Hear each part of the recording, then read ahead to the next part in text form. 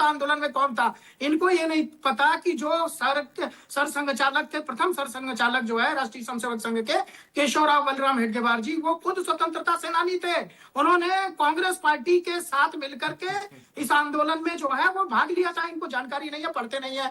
ऋषि शंकर मिश्रा जी कह रहे हैं कि अंग्रेज के चापलूस, देखिए मुझे ज्यादा जानकारी नहीं है, लेकिन इतना जरूर पता है कि अंग्रेजों के, अरे क्यों उछल रहे हो यार पॉपकॉर्न की तरह, सुन चलो पॉपकॉर्न की तरह मत उछलो भैया, शांत कराइए। क्या बोलोगे आप? मुझे जी शांत कराइए, बीच में ऐसे कैसे। ऋषि शंकर मिश्रा, मेरे पास समय कम है, मैं तभी आपको वक्त आगे दे पाऊंगी। इन्होंने बोला कि क्या बोलेंगे इस चैनल पर, क्या बोलेंगे अंग्रेजों के जासूसी करते हैं। फखरुल हसन चांद जी, फखरुल हसन चांद जी, चाटुकार बोला, ये स्वयं ठीक है दुबे जी, ठीक है, आप चुप हो जाइए, सब शांत हो जाइए, शांत हो जाइए।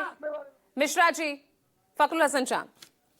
देखिए पूजा जी, तुम मुझे खून दो, हम तुम्हें आजादी देंगे, इसका विरोध करने वाले लोग कौन थे, पूरा देश जानता। और सवाल ये कि अभी हमारे दुबे जी कह रहे थे कि एक दल को, कि वो मौलवियों को तनख्वाह दे रहे थे। आज आप केंद्र में जिस दल के समर्थन से सरकार चला रहे हैं, चंद्रबाबू नायडू जी, वो मुसलमानों को रिजर्वेशन देने जा रहे हैं, वो भी मौलवियों को तनख्वाह दे रहे हैं। उनके बारे में क्यों नहीं बोलते हैं आप?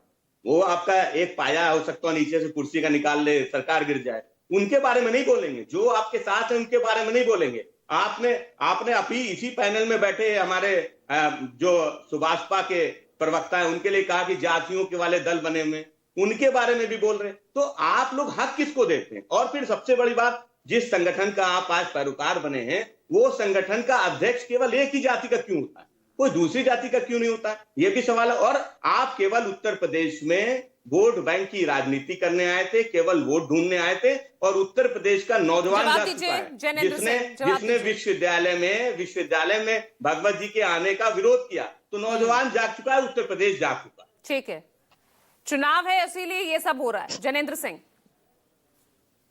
कर दूं, हमारे समाजवादी के भाई बार बार कह रहे हैं कि जाति के ऊपर पार्टी बनाएगी। मैं एक चीज स्पष्ट कर दूं, जातियों के ऊपर ये पार्टी बनाने की उत्तर प्रदेश के नेताओं को क्या जरूरत पड़ी? उसका सबसे बड़ा कारण है कि समाजवादी पार्टी जब सत्ता में आई तो इन्होंने सारी नौकरियों को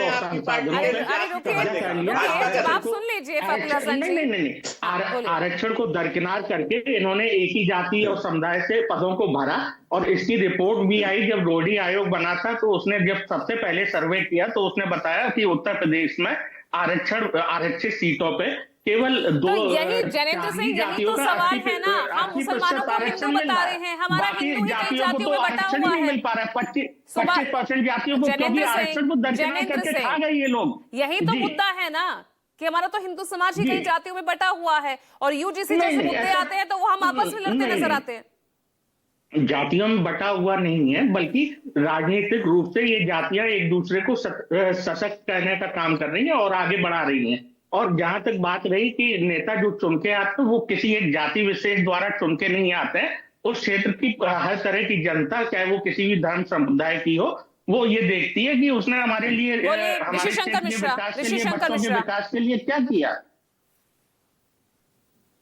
देखिए, मैंने शुरू में ही कहा पूजा जी कि मोहन भागवत का बयान पॉलिटिकल कैलकुलेटेड बयान है, क्योंकि यूपी में चुनाव है, इनको बांटना है, इनको हिंदू मुस्लिम का गेम करना है। कभी आपने मोहन भागवत का बयान इस पे सुना होगा कि देश में बेरोजगारी काफी है, आईटी सेक्टर में इंडिया वर्ल्ड को अरे सुन तो लीजिए, अरे अंग्रेजों के चापलूसी करने वाले, अरे राज्यसभा नहीं भेजेगा आपको। अभिषेक तिवारी, समय कम है मेरे पास। अभिषेक तिवारी, आप तू में लग जाते हैं आपस में, आप रुक जाइए अभिषेक तिवारी। पूजा जी, ये भाजपाई जो एपिस्टीन फाइल वाले लोग हैं, जिनका नाम एपिस्टीन फाइल में चल रहा है, उनके ये लोग हैं। ये डबल कैरेक्टर, डबल फेस इनका किस तरीके से होता है। हरियाणा में मौलवियों को देते हैं सैलरी, जब अरविंद केजरीवाल यहाँ पे हमारे पुजारियों को देने की बात कर रहे थे, पूरा तुरंत तरीके से आकर के हल्ला बोल करने लग गए। ये भाजपाई, मैं कह रहा हूँ, किसी के नहीं, ना तो ये हिंदू के, ना मुसलमान के, ना सिख के, ना ईसाई है। ये केवल और केवल सत्ता के लिए राजनीति करते, धर्म। चले तो कौन सत्ता के लिए राजनीति कर रहा है, कौन वोट बैंक की, ये तो जनता ही तय करेगी। और यहाँ तो आरोप प्रत्यारोप, क्योंकि चुनाव है यूपी में, और यूपी सबसे अहम कहा जाता है जनसंख्या के लिहाज से, और साथ ही दिल्ली का जो रास्ता है वो यहीं से तय होता है, और इसीलिए ये राजनीति और ये आरोप प्रत्यारोप। बहुत बहुत शुक्रिया। आज